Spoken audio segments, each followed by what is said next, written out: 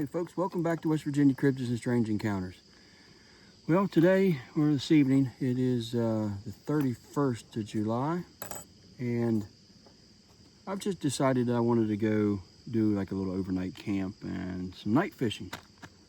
Well, by the time I got to the lake campsite where I wanted to go, got stuff out of the back of the truck, I realized I didn't have a pole. I took my poles apparently out of the truck here a while back and stuck them back in the building. I got my tackle box, got some new tackle I'm trying to put in here. So no fishing, I guess. But I'm gonna hang out. It's pretty remote area. Nice little lake here. It's Curtisville Lake here in Marion County. I'm actually at one of the little campsites.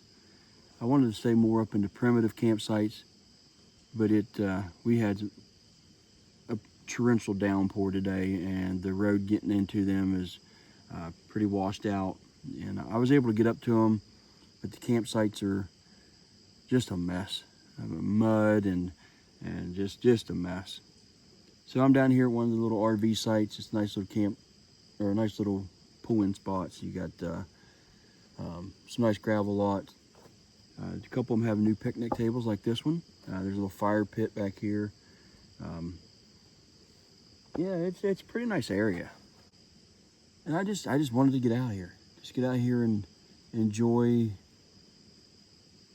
some time, I guess you'd say, by myself. I enjoy getting out and exploring. I enjoy getting out and hiking, looking for stuff. But sometimes I just enjoy just sitting, going someplace and just relaxing. I know this probably isn't the most ideal place just to get away from everybody, but there's nobody here. I mean, it's a nice lake. There's a couple people way on the other end down there fishing. There is a road that runs here kind of close, but I've been here now for, I don't know, half hour, and I haven't seen not a single vehicle. So what I'm doing is putting some new tackle away, going through this old tackle box. This was actually my dad's tackle box right before he passed away, a year or so before he passed away.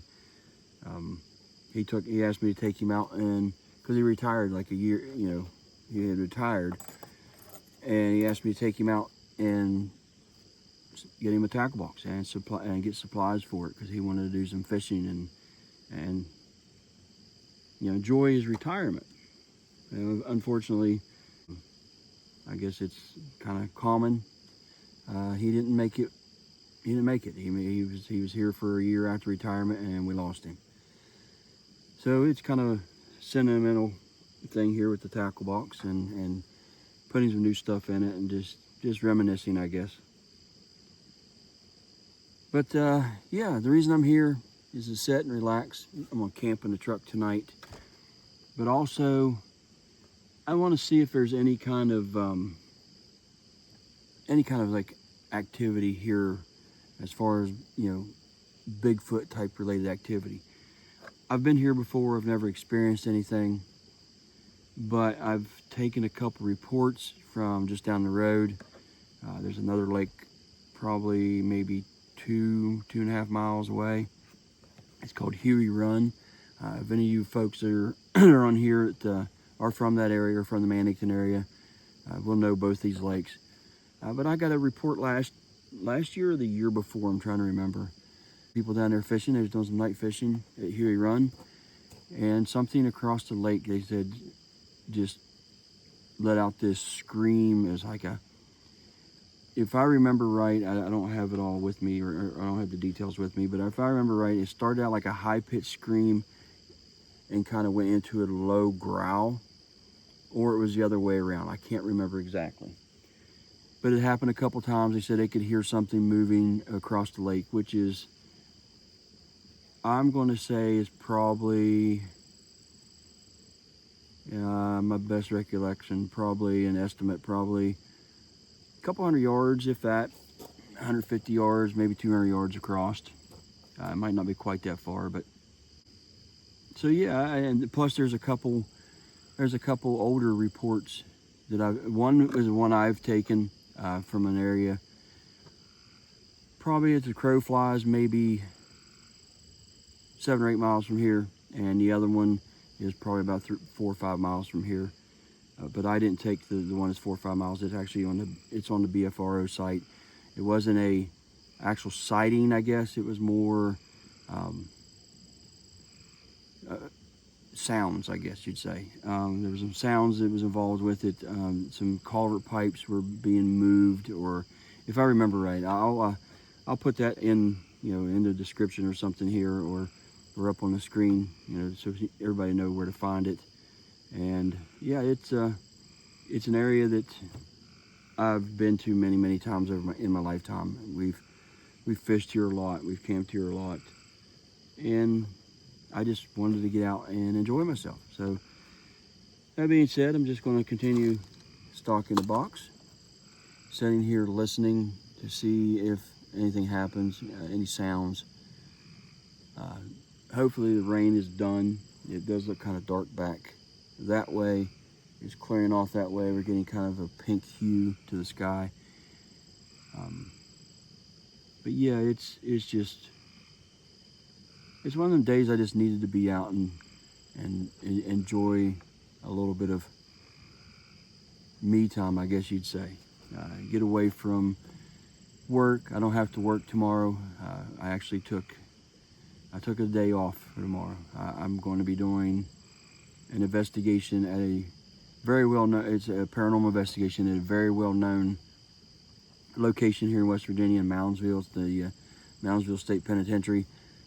If you ever are in that area, you can go check that out. It is amazing building.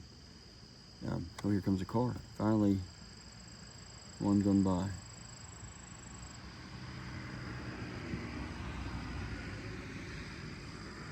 Amazing history, amazing building. Considered one of the most haunted locations, not only in West Virginia, but in the country. At one time, they called it I think they called it the bloodiest prison in the United States because of things that have happened there. There was some riots back in, I believe it was the 80s, where some people were killed during the riots. I've been there a couple times. I've investigated a couple times. It's been a while since I've been there.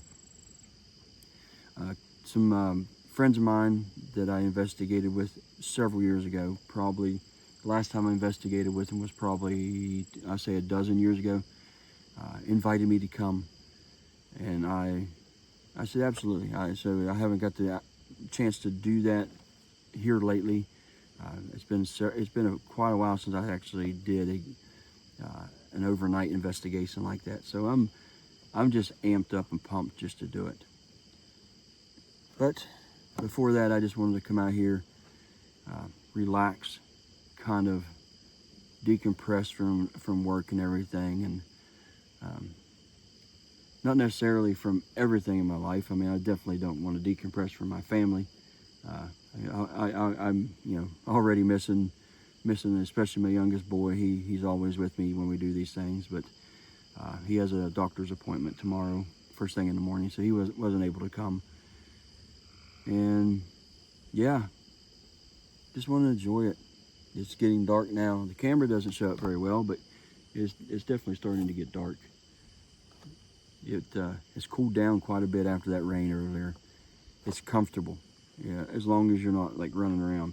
I'm gonna say it's probably, I don't know, mid 70s, high 70s, and that's not bad. It's still a little warm, but there's a little breeze going, but it's better than the 95 and 98 degrees we've had here the past couple of days.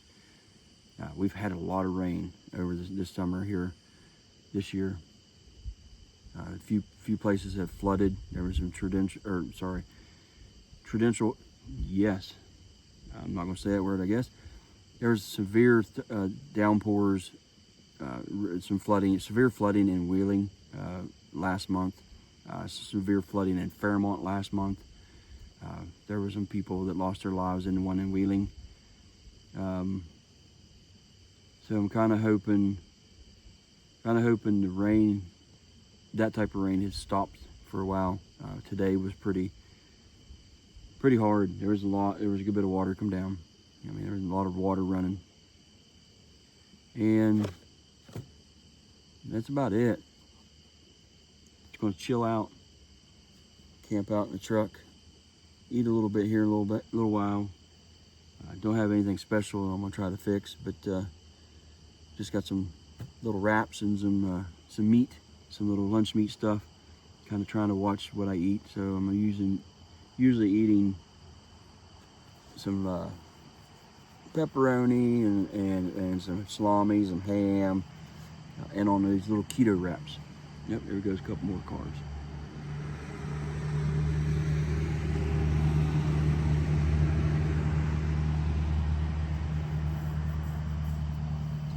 There's a little bit of traffic. It's not super busy. As the evening goes on, I'm sure it will get less busy. But yeah, I just watching what I eat, drinking a lot of water, and like I said, eating these little 0 net calorie little wraps here, and some different meats and stuff, some fruits, vegetables. More fruit than anything. I'm not a super big vegetable eater. I do like certain ones, but probably not the ones that really are the best for me. I like certain ones, but not a lot of them. But I'm a big fruit eater. I love all kind of fruits.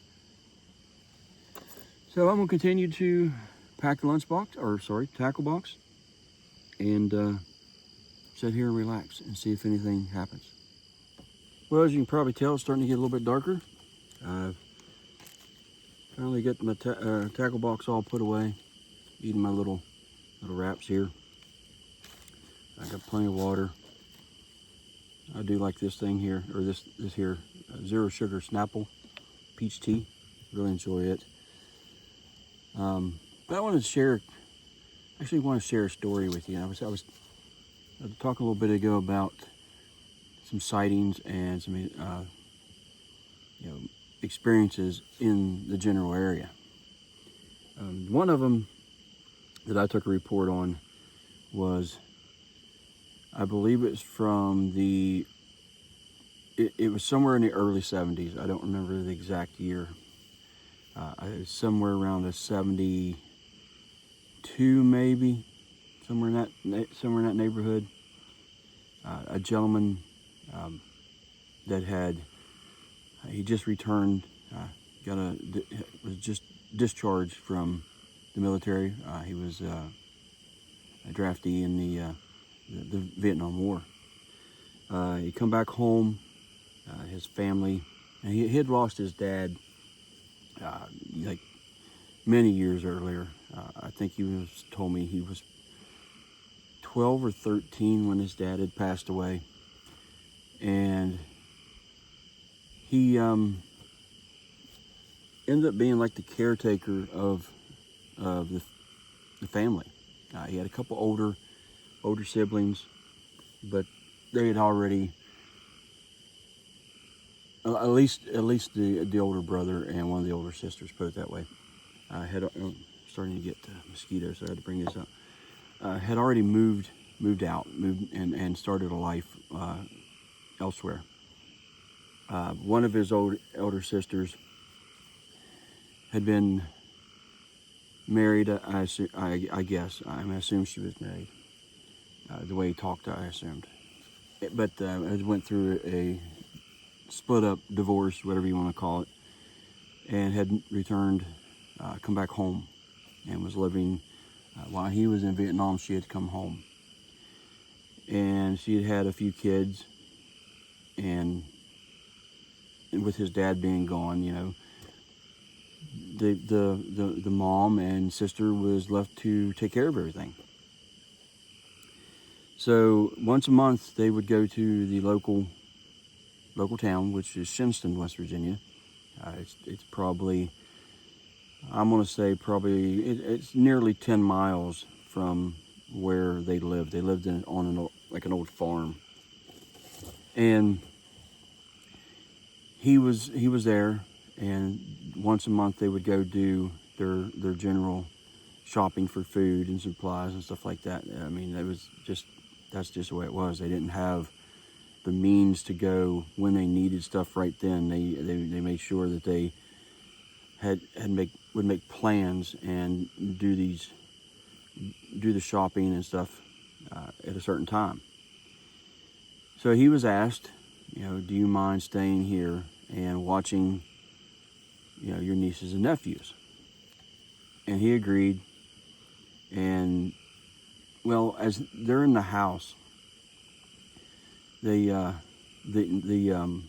water, and they noticed the water had quit working, and it was well water.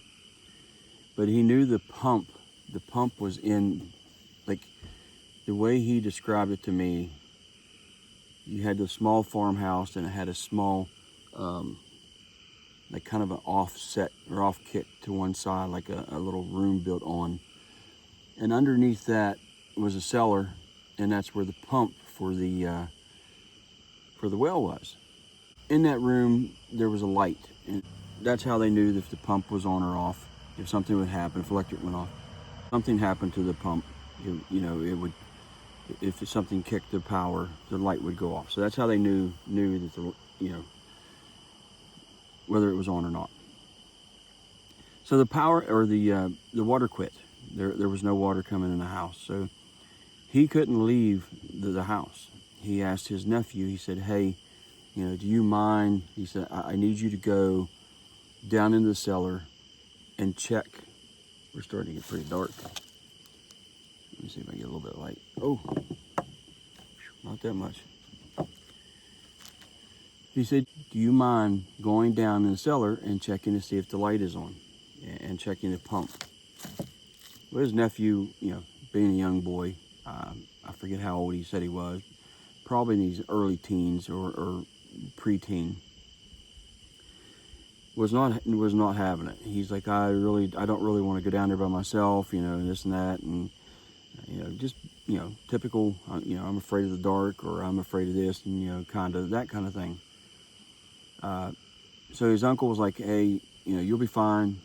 I'll stand here at the back door, and I'll be right here. I'll watch you go across the yard. I'll watch you go down there. If you need if something's wrong, you can just yell back for me, and I'm right there."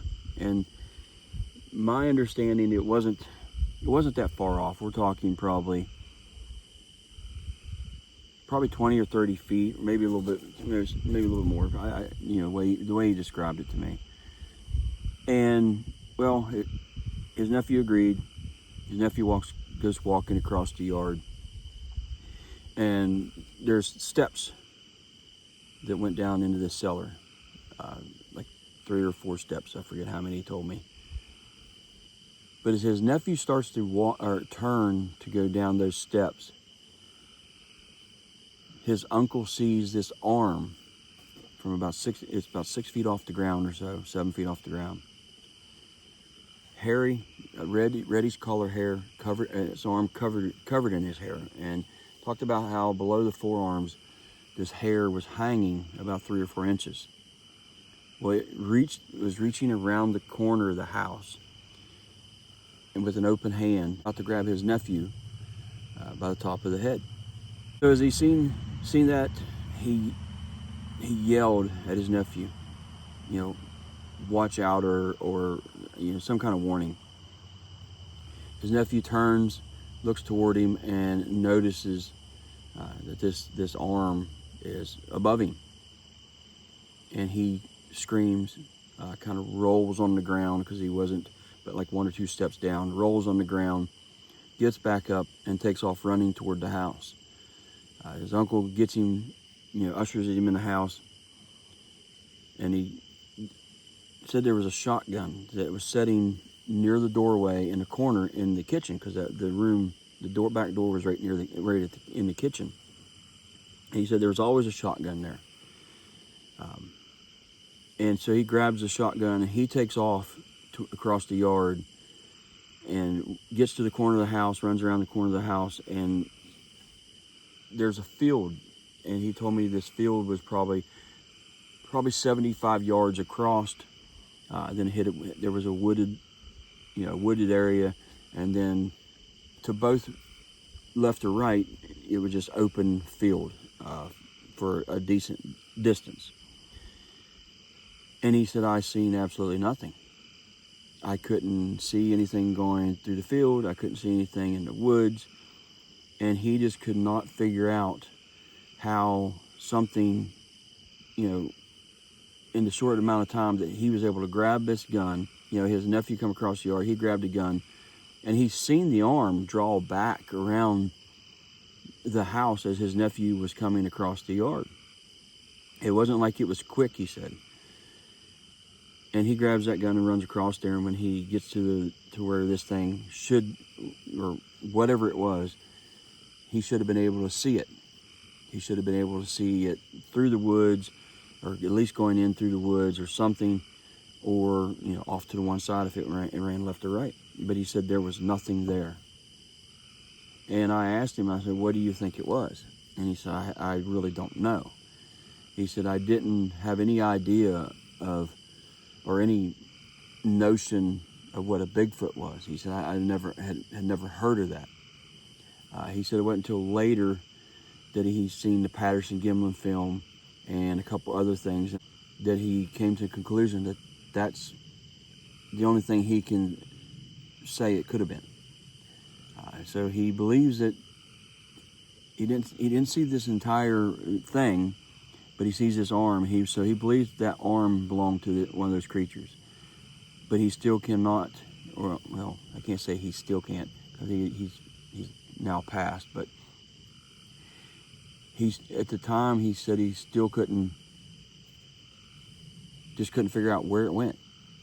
It was like it almost just vanished, or it moved at a high rate of speed,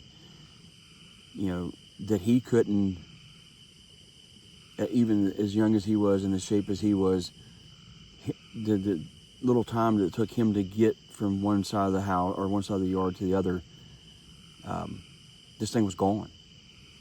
Nothing. Not even a fleeting glimpse of this thing. So I've always wondered, why are there cases like that? Why do they disappear, or just seem to disappear?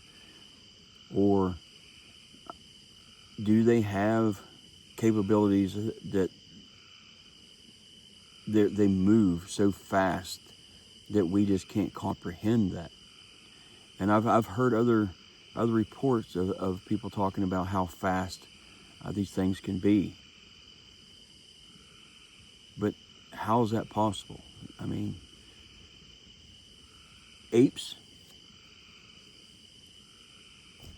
gorillas, great apes, they're not exactly, Usain Bolt. They don't have great speed.